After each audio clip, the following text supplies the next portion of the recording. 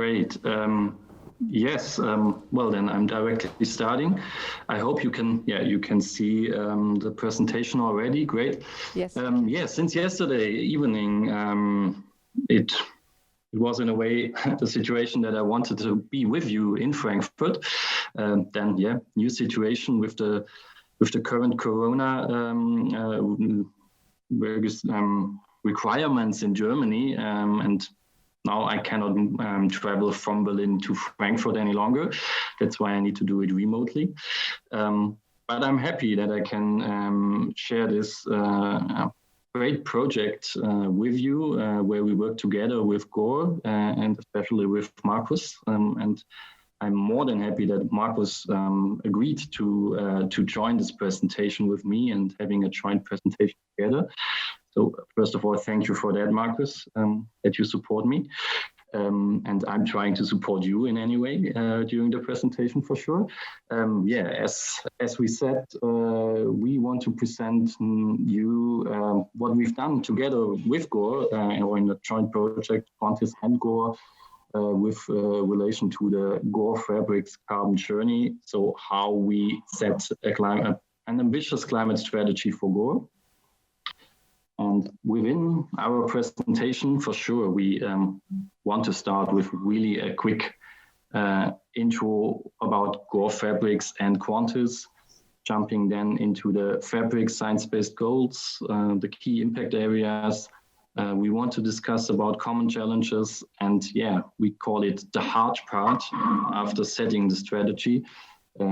We want to discuss and talk about implementation of the climate strategy in the organization.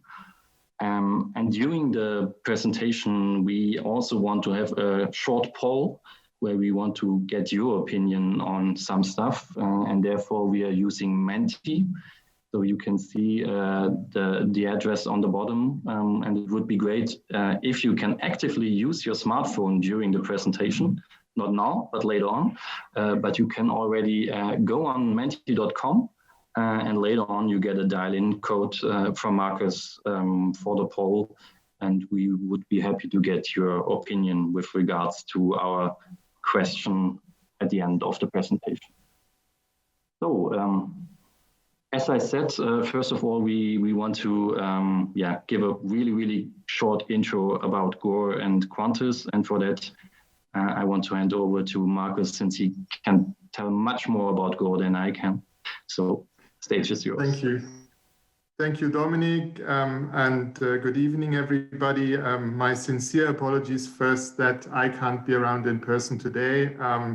I mean, we are all facing the same challenge. In Gore, we have a particularly a strict travel policy that, by coincidence just got reinforced yesterday. So in essence, we are really prohibited from any kind of conference travel. So that said, I'm really glad that we can have this sort of presentation in a virtual way. I hope it's going to be exciting for you. It's going to be a joyful ride. I know that doing these virtual presentations can be a little bit of a stretch at times, but I really encourage you to sort of also ask questions and not hesitate to ask questions, even though it's a virtual situation.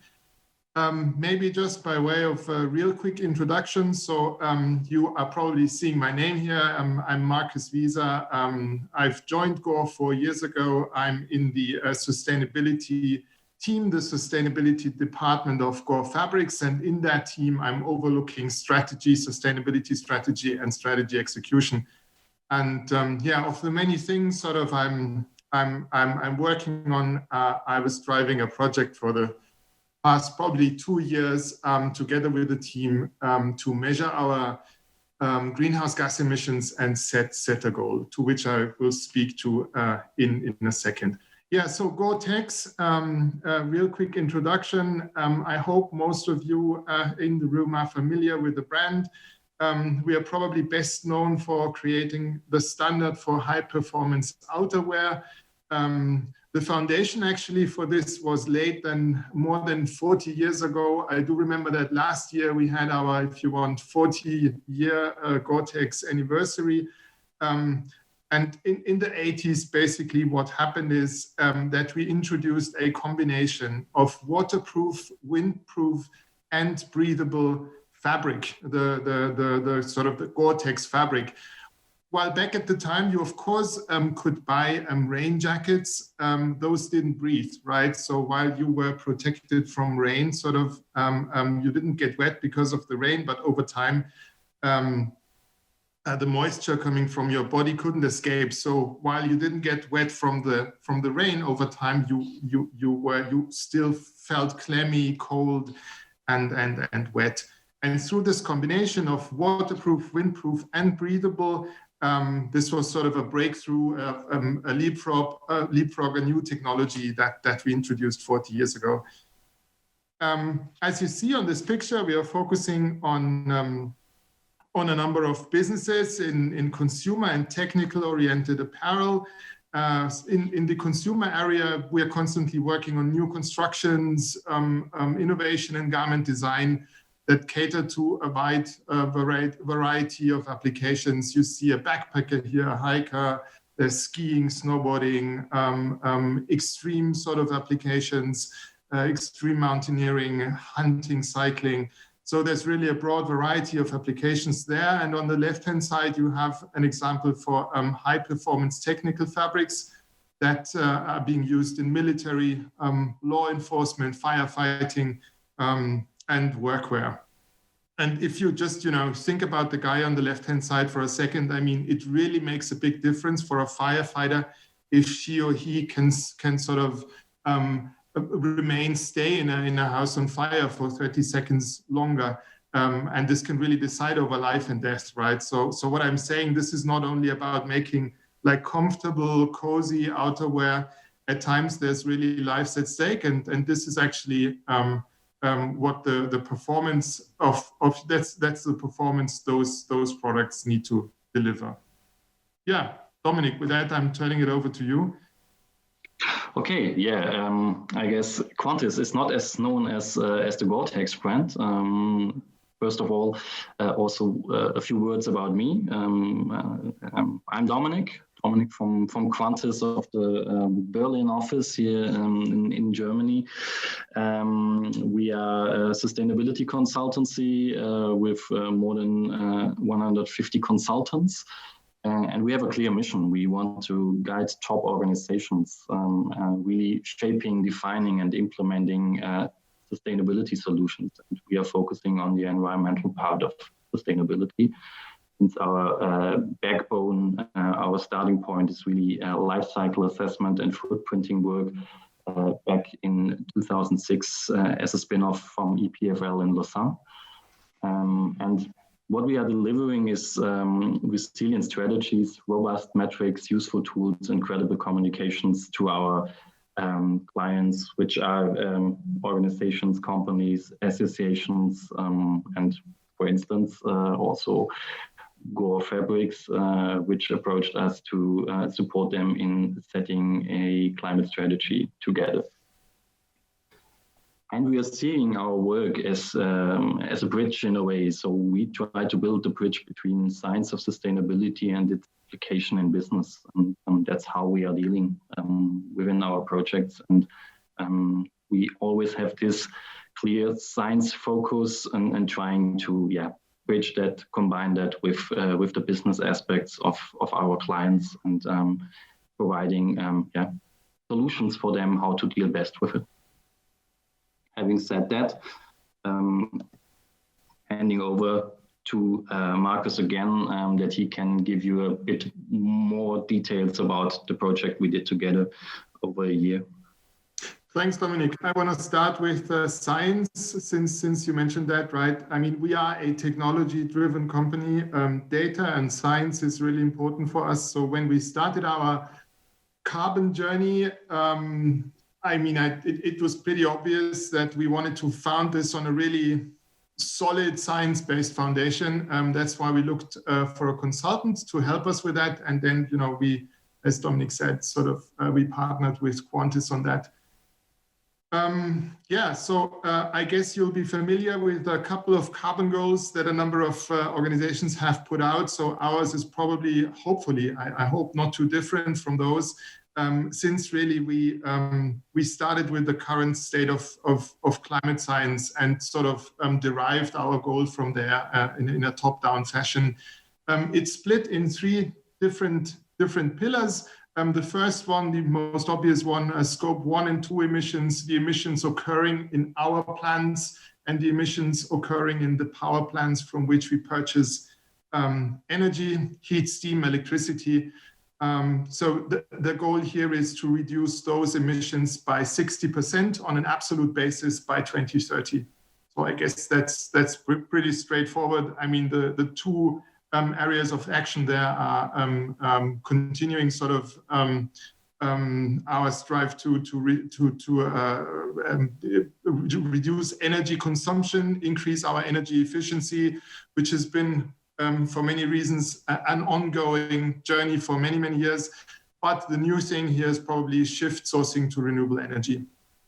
I will not talk to this one really long. I just want to mention that I mean, in some regions we operate in, such as Europe, many places in North America, for instance, it's pretty easy to shift our energy supply from fossil to renewable, and this is work underway. This is happening.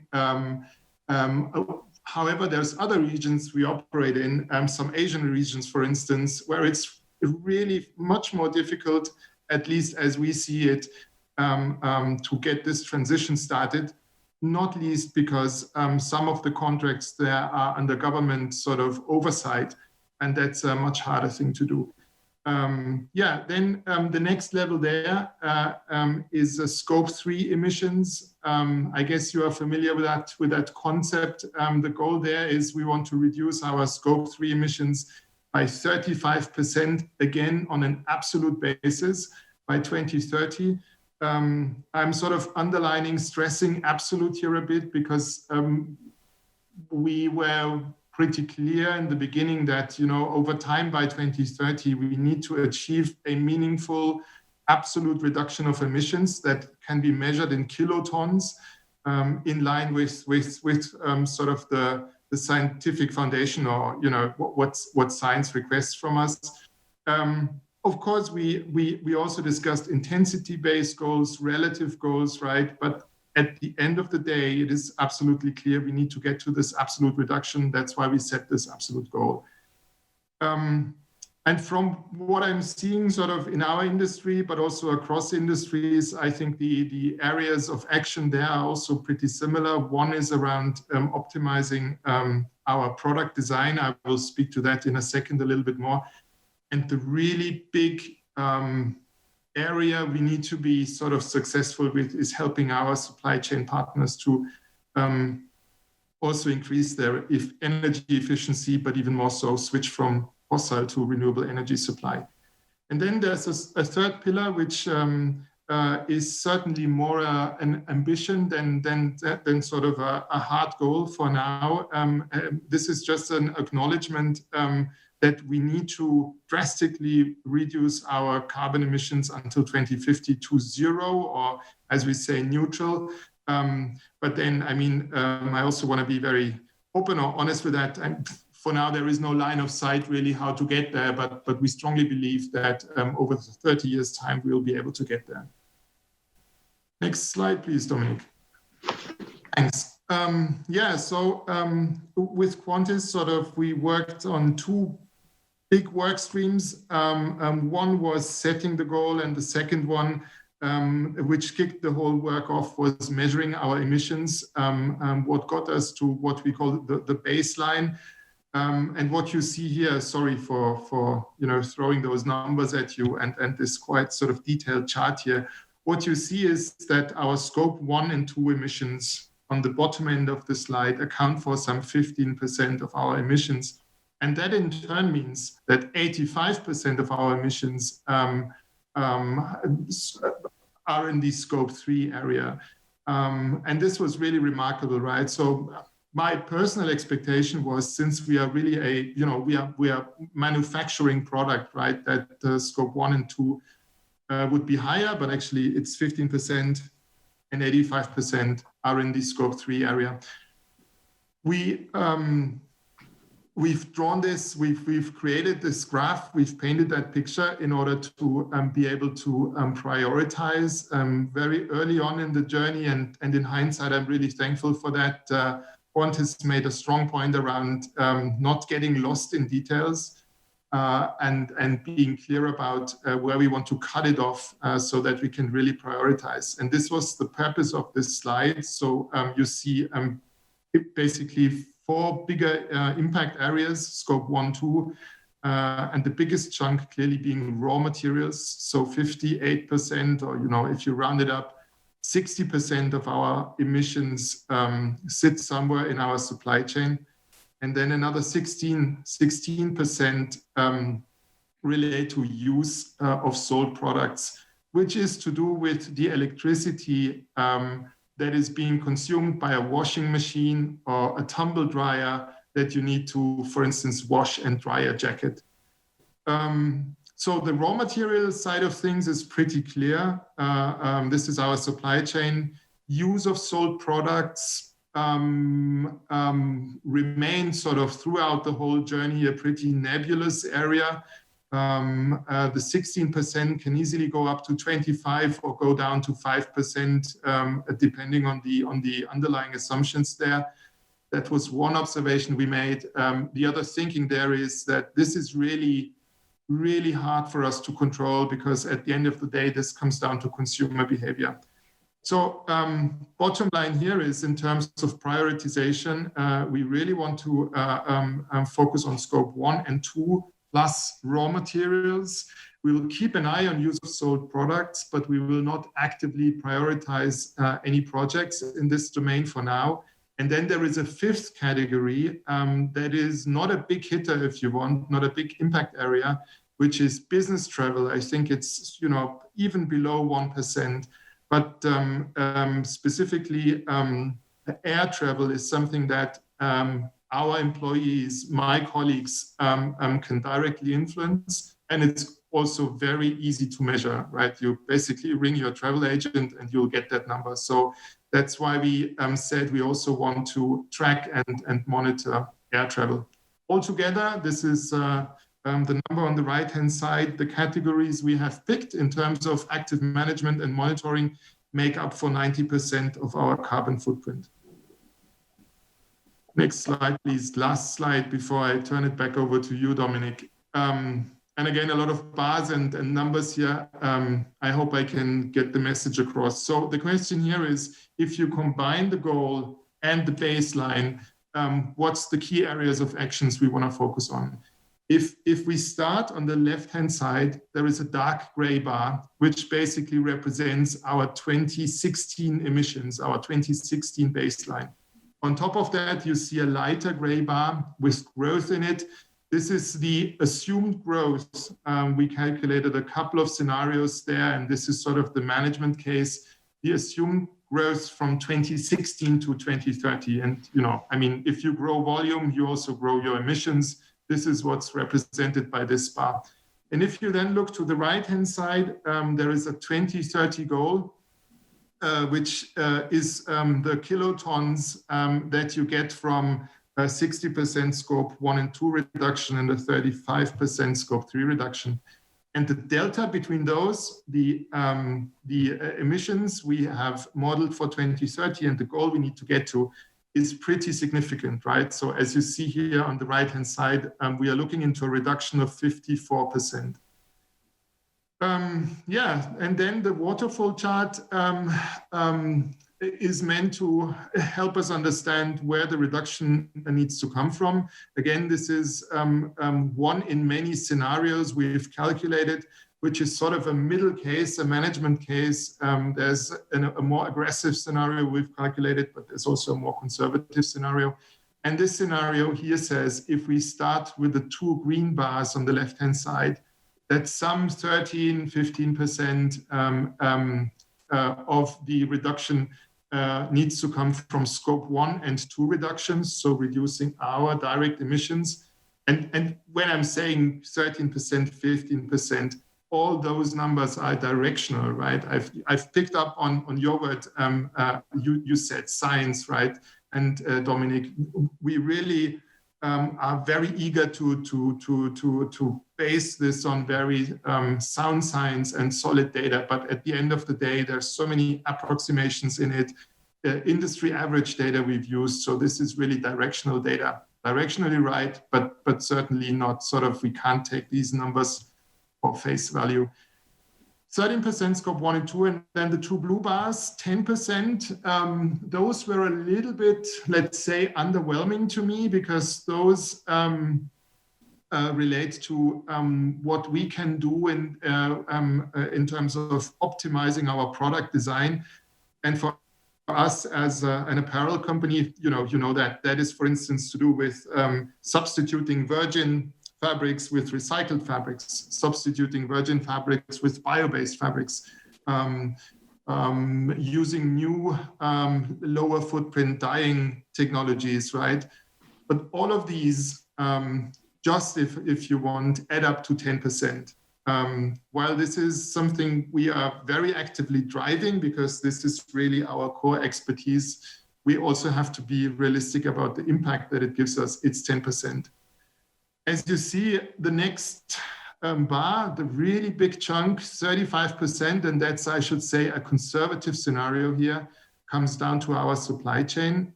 We are basically buying fabrics from our suppliers, right? From weavers, knitters, there's dye mills in there. And this is really where we need to work hard to reduce the impact. And the key thing, again, I'm repeating myself here, is to help our supply chain partners transition to renewable energy supply. I won't talk to use phase because that's really a hugely uncertain area. Then the red one is an interesting one, the to be found one. I said we are a technology company. I think like 90% of my colleagues are engineers. This was really a hard one to swallow for the company, that there is like 25% uncertainty even on a 10-year horizon. We've been told by Quantis, and I really want to believe Quantis there, that this is sort of a usual outcome if you sort of are on this journey. There is many different sort of ideas how we can get at the 25%, but what this box sort of says that there is no budget, no concrete projects that we haven't decided on to get there, but this will need to happen over the next 10 years. Okay, with that, I'm turning it back to you. I think I've been talking a lot now, so I'm really looking forward to your questions, for which there will be room at the end of the session. Yeah, I'm taking over now for really a quick overview and putting in here a break in a way with regards to what's about Gore and the carbon journey for Gore Fabrics. And just want to show you a quick overview about how is it with other sectors. So we saw the situation for Gore, and this is kind of similar for other companies in the sector Gore is dealing in. But how is it, for instance, in the chemical sector, which you can see on the left upper side of the slide, where also similar to Gore, purchase goods and services, so the raw materials have a huge impact on the baseline of chemical companies. However, what can be seen also is that especially scope 1 and 2 is very relevant for the chemical sector, and that's kind of obvious since we are really talking about an energy-intensive sector where a lot happens within scope 1 and 2. And another thing which pops up here is the end-of-life activity area in a way, which is also kind of obvious since we are talking about products which are made out of carbon in a lot of cases, and a lot of stuff is incinerated after the use of these products, and then you have carbon emissions for sure related to that. And that's why end of life of sold products has also a huge impact for the chemical industry. On the right side, you see the food and beverage sector, and it's really a high-level view from our projects in the past and literature sources. So there for sure might be other food and beverage companies where the picture looks different, but we just want to give you an impression how this looks in different sectors. And you can see that the key action areas for food and beverage are really, again, with purchased goods and services, so with the raw materials or the ingredients in a way. But what is also important here is really transportation. And here we're talking about, downstream transportation. So how to get from the company to a warehouse or to a retailer, and from there to the consumer's home. And this is also very important for food and beverage. And on the bottom, it's not about a coffee machine per se. It's about household goods, and a coffee machine is one possibility to have of a household good. And here you can really see that again and again and again, purchased goods and services are crucial in terms of key action areas. But for sure, you have a lot of household goods where you have where something happens in the use phase, where you need energy for instance, brewing a coffee. So that use of sold products gets very important for this sector, and a key action area to improve the climate impact of the sectors. Having said that, we want to do that a bit more interactive now. We have talked a lot, and now we want to get your opinion, as I mentioned in the beginning of the presentation, that we prepared a poll on menti.com. Hopefully you are all settled and can use the code, which you can see on the bottom of the slide, so 270564. And try to answer or give us your opinion with regards to what are your key challenges you have met along the way. And we've been so kind to already provide you possible answers in a way, and we are talking about 5 possibilities and you can choose off. First of all, measuring emissions and access to data, so really setting a clear and proper baseline. Then we have setting targets, so prepare your climate strategy in a way. And then we have the third one, which is internal support and leadership buy-in. So here we're talking really about internal engagement. The fourth one is putting action behind the goals and achieving real improvements. It's long enough that there's no need for an additional explanation, I would say. And the last one is financial constraints. For sure, all kind of actions which are defined in an action roadmap are costing money. And the question is, are you figuring out some key challenges with regards to those costs in relation to what they bring as a value to your company and in terms of achieving your strategy? So happy to get your answers. Which means that, Markus, you should then share your screen in a way. And will do. I see that votes are coming in. I got 4 votes now, so I'm waiting a little bit longer. Let's give people like 3 minutes time before I will share my screen. Yeah, but thanks for supporting this. This is really exciting. Maybe, Dominik, I would suggest, since it's just 15 minutes before the session is over, we then open the floor to questions right after this, and we skip our Q&A. If that's okay, Dominik. Okay. Sure. Let's open the floor afterwards. I will just talk a little bit to the results I see here. So what I see resonates a lot with our journey, I think. So I see here a third, 29% of people saying measuring emissions and access to data is challenging. I would certainly also put this on number 1 for 2 reasons. So the experience we have made in the team here is that clearly our IT systems had not been built in the past for measuring carbon emissions, right? And we had to implement a lot of workarounds. We had to ask for a lot of time from colleagues in IT who are being asked by many different people for their time to help us build these workarounds. So this was one big challenge we faced. And the other challenge we faced is really good external data, footprint data, right, for textiles. So you could easily find data for a polyester fabric, but then there's thousands of different kinds of polyester fabric. And we also want to be in a position to be able to distinguish a polyester fabric where our supply chain partner has their equipment running on renewable energy, as opposed to supply chain partners that still run their equipment on fossil energy. And that's really hard, right? So access to data, measuring emissions would be my number one tool. Markus, may I jump in? Please.